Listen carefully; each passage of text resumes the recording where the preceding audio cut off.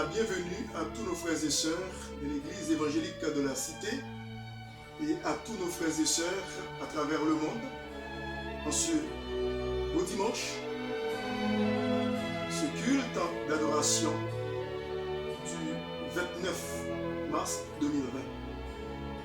Que le Seigneur vous bénisse. Et nous nous excusons auprès de vous pour certains problèmes techniques. Et maintenant nous sommes avec vous. Alors, ouvrons-nous pour la prière.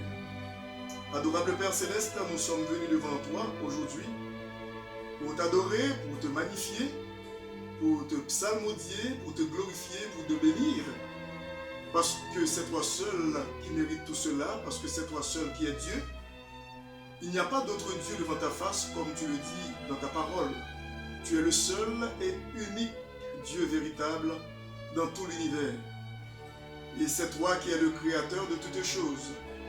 Tu as créé les cieux et la terre et tout ce qui s'y trouve pour ta gloire. Et tu nous as créés à ton image et à ta ressemblance pour ta gloire, que ton nom soit glorifié. Et nous te remercions infiniment pour le salut éternel, Père Saint, que tu nous as donné en Jésus-Christ. Nous ne l'avions pas mérité puisque ta parole nous le dit si bien que nous étions tes ennemis. Nous étions des enfants de la rébellion et nous étions morts dans nos offenses. Mais dans ton amour infini, tu as envoyé ton Fils unique Jésus mourir pour nous, à notre place, pour chacun de nous. Il a versé son sang précieux pour nous, sur le bois infâme de la croix, pour payer la dette de nos péchés, pour nous laver de nos péchés, pour nous donner la vie éternelle. Merci pour ce grand salut. Et merci, Père Saint, de ce que tu nous as régénérés par ton Saint-Esprit. Tu as fait de nous tes enfants bien-aimés. Nous te remercions pour ce beau moment privilégié, ce moment béni. Nous te prions, Père Saint, d'intervenir en notre faveur. Et aussi, Père Saint, de faire en sorte que tout ce qui sera fait soit fait pour ta gloire et pour ton honneur. Et que je puisse prêcher ta parole sous l'onction de ton Saint-Esprit, pour ta plus grande gloire, pour l'édification de ton peuple, pour la conversion des âmes en Jésus-Christ. Nous te prions ici avec le pardon de nos péchés, dans le nom précieux de ton Fils Jésus-Christ qui nous a appris à prier ici. Notre Père qui es aux cieux, que ton nom soit sanctifié, que ton règne vienne, que ta volonté soit faite sur la terre comme au ciel. Donne-nous aujourd'hui notre pain quotidien. Pardonne-nous nos offenses comme nous pardonnons aussi à ceux qui nous ont offensés. Ne nous laisse pas succomber à la tentation. Mais Seigneur, délivre-nous du malin, car c'est à toi qu'appartiennent le règne, la puissance et la gloire, au siècle des siècles. Amen. Alors encore, bienvenue parmi nous. Et bientôt, nous allons avoir notre message et sur la fin des temps. Alors que le Seigneur vous bénisse. Merci. Maintenant, je vous fais la lecture pour le message de la parole de Dieu dans 2 Thessaloniciens, au chapitre 2, à partir du verset 1er au verset 12. Dans 2 Thessaloniciens, au chapitre 2, à partir du verset 1er au verset 12, il est dit: pour ce qui concerne l'avènement de notre Seigneur Jésus-Christ et notre réunion avec lui, nous vous prions, frères, de ne pas vous laisser facilement ébranler dans votre bon sens et de ne pas vous laisser troubler soit par quelque inspiration, soit par quelques paroles ou par quelques lettres qu'on dirait venir de nous, comme si le jour du Seigneur était déjà là. Que personne ne vous séduise d'aucune manière, car il faut que l'apostasie soit arrivée auparavant et qu'on ait vu paraître l'homme du péché, le fils de la perdition, l'adversaire qui s'élève au-dessus de tout ce qu'on appelle Dieu ou de ce qu'on adore, jusqu'à s'asseoir dans le temple de Dieu, se proclamant lui-même Dieu. Ne souvenez-vous pas que je vous disais ces choses lorsque j'étais encore chez vous? Et maintenant, vous savez ce qui le retient, afin qu'il ne paraisse qu'en son temps. Car le mystère de l'iniquité agit déjà, Il faut seulement que celui qui le retient encore ait disparu. Et alors paraîtra l'impie que le Seigneur Jésus détruira par le souffle de sa bouche et qu'il anéantira par l'éclat de son avènement.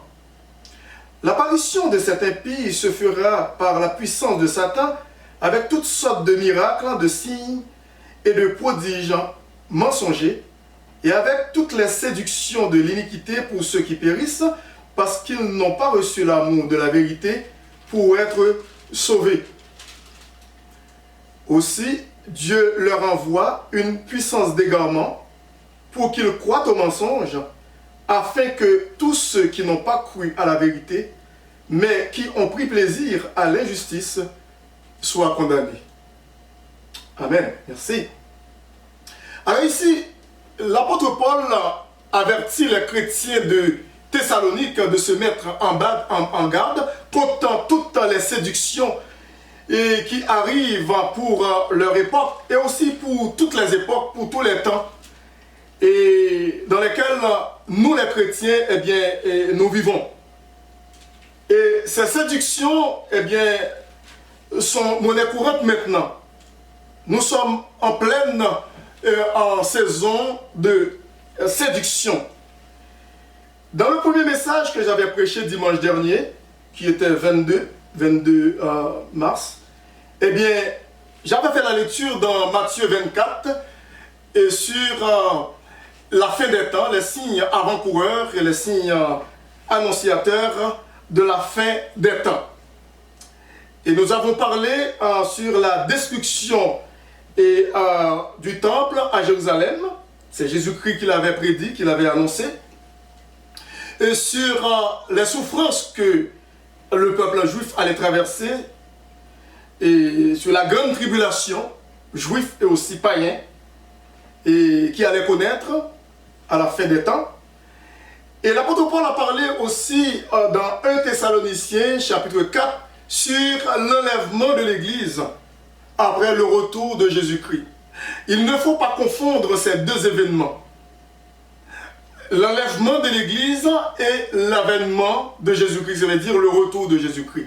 L'enlèvement de l'Église, ça aura lieu avant le retour en gloire de Jésus-Christ, notre Seigneur, sur la terre pour exterminer, pour anéantir ses ennemis et aussi nos ennemis à nous aussi, et pour établir son règne millénaire.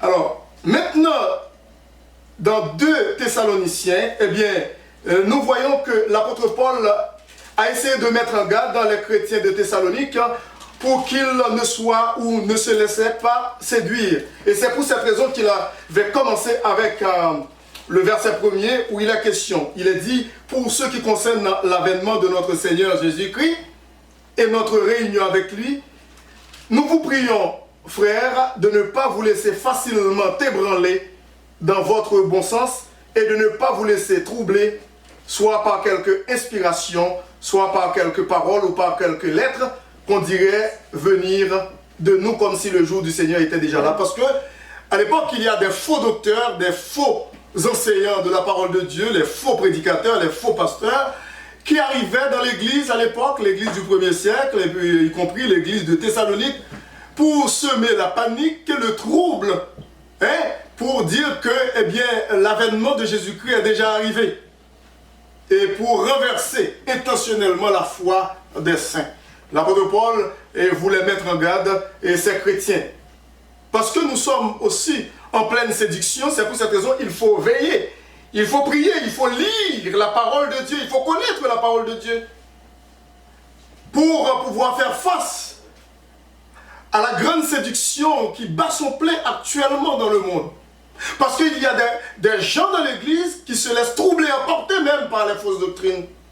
Lorsque nous regardons ce qui se passe à travers le monde et aussi dans les réseaux sociaux, nous voyons qu'il y a des prédicateurs, ça pousse comme des champignons.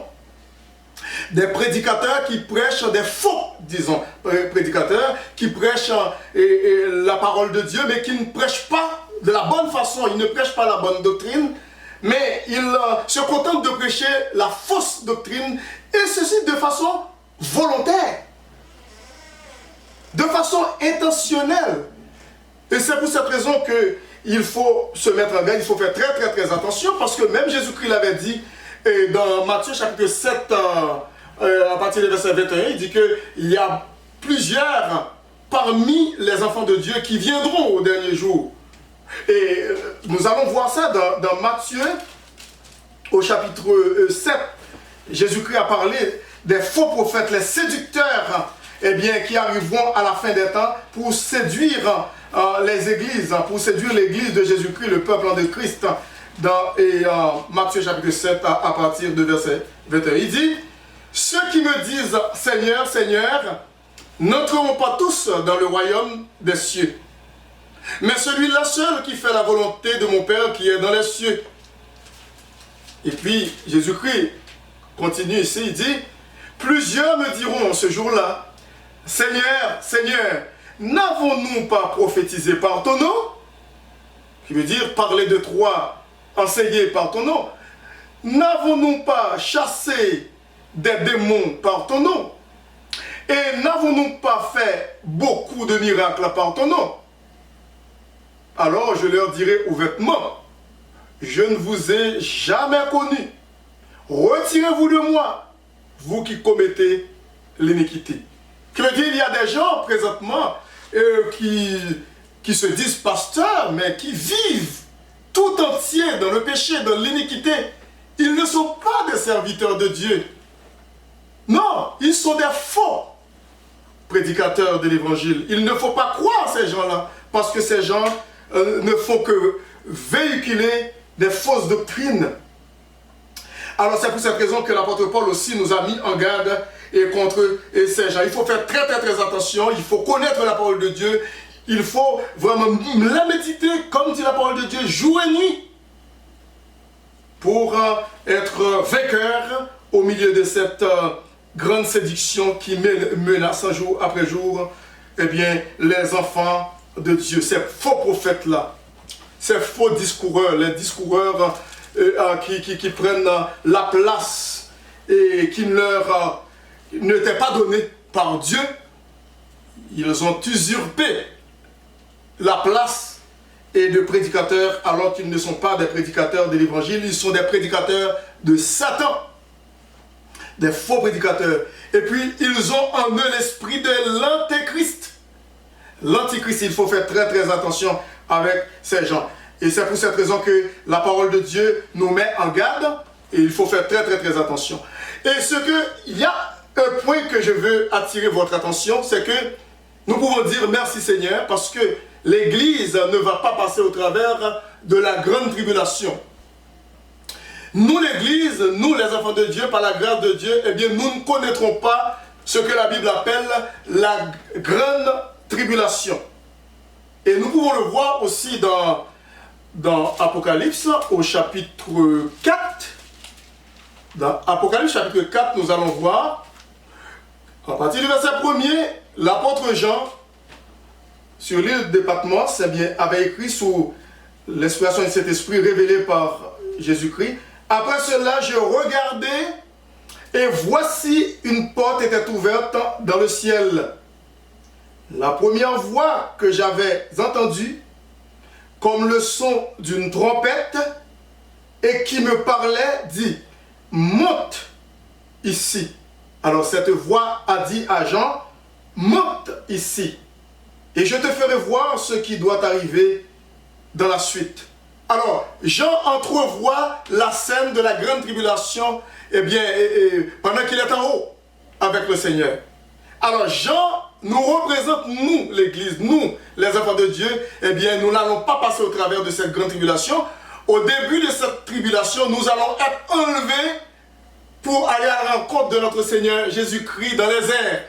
Comme dit 1 Thessaloniciens chapitre 4. Et ainsi, nous serons toujours avec le Seigneur. C'est pour cette raison que nous pouvons nous consoler, malgré les moments difficiles, malgré les épreuves auxquelles nous faisons face jour après jour, malgré toutes les souffrances que nous endurons ici-bas sur cette terre, malgré les persécutions que nous connaissons, pour le nom de Jésus-Christ, pour son beau nom,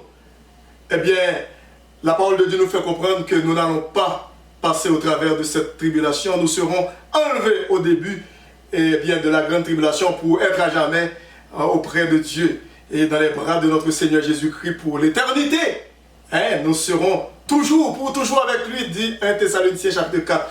Les preuves sont évidentes pour vous démontrer, selon la Bible, que nous les chrétiens, nous n'allons pas connaître la grande tribulation. Dans chapitre 4 à partir du verset 1er.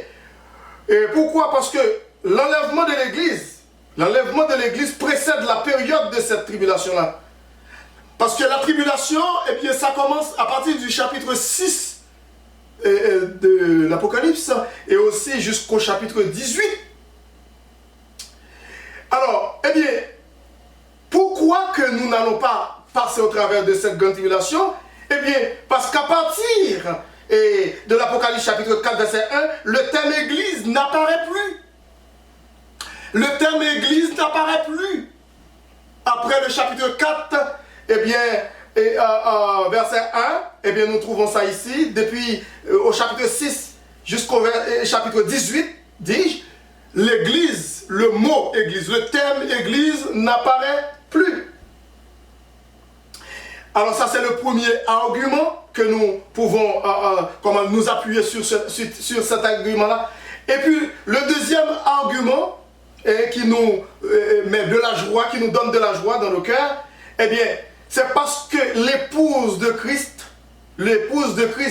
nous, l'Église de Jésus-Christ, est déjà dans le ciel avec Christ. Au chapitre 19, est déjà dans le ciel avec Christ.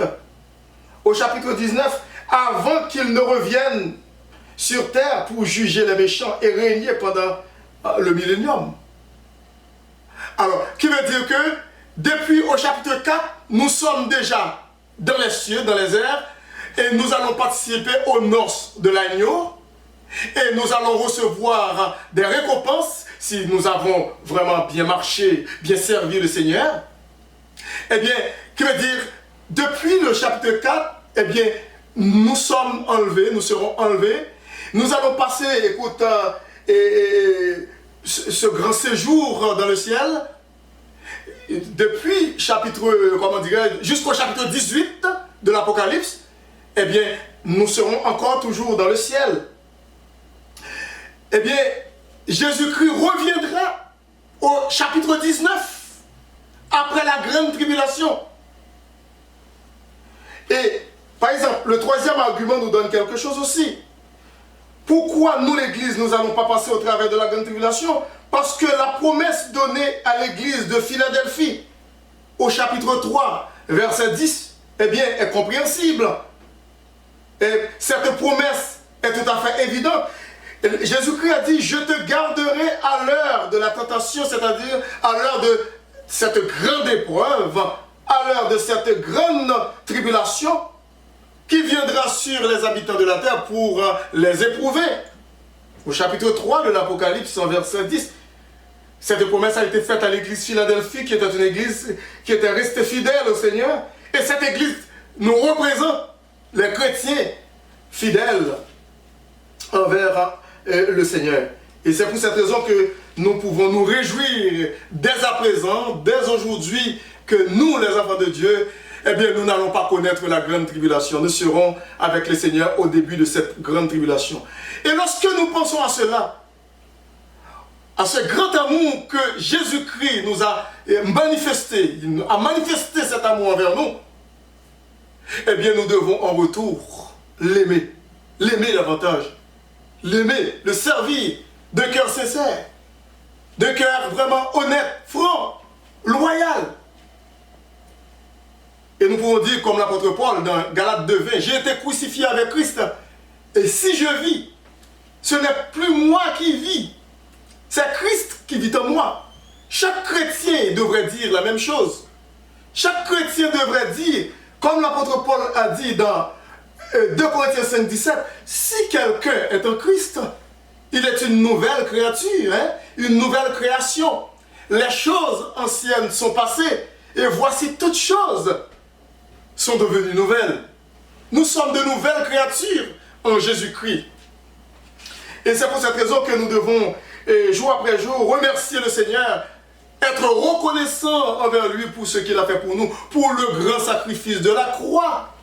Lorsque Jésus-Christ a volontairement ouvert ses bras sur la croix, 2000 ans de cela, pour se faire crucifier, pour nous donner la vie éternelle, par son sang, il nous a lavés, il nous a sauvés, il a payé la dette de nos péchés par son sang, sur la croix. Son sang a coulé à flot sur la croix pour nous sauver. Nous devons être jour après jour reconnaissants envers lui pour ce qu'il a fait pour nous. Comme David, qui pouvait dire dans Psaume 103, « Mon âme bénit l'Éternel, que tout ce qui est en moi bénisse son nom.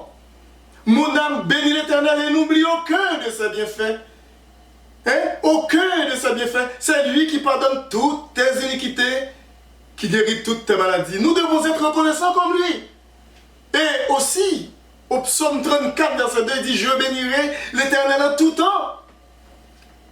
Sa louange sera toujours dans ma bouche. » Toujours. Et l'apôtre Paul, lorsqu'il était dans la prison romaine, eh bien, écoute, sa joie ne tarissait pas. Au contraire, l'apôtre Paul avait une joie débordante. Il avait une joie vraiment indicible, immense, alors qu'il était enfermé dans une prison pour la cause de l'évangile.